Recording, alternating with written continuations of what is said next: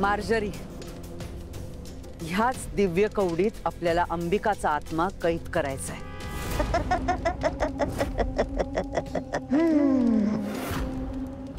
हाच तो क्षण आहे मंजिरी.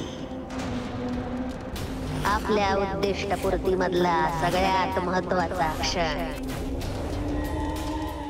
गेली अनेक वर्ष मी या क्षणाची वाट पाहत होते. अंबिकाच्या आत्म्याला आता या कवडीत कैद करायचं.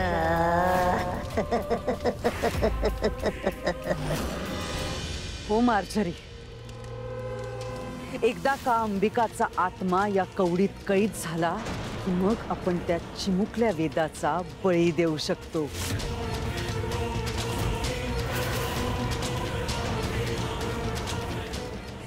बळी देऊ शकतो.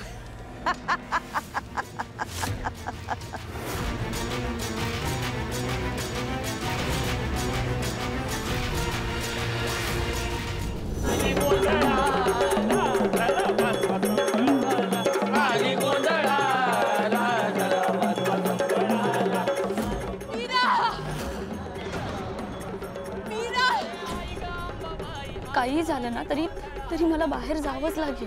अंबिका ताईचा आवाज, रुद्राक्ष, माझी ताई, हे सगळं कोडं सोडवावं लागेल. पण काय करू, कसं जाऊ बाहेर?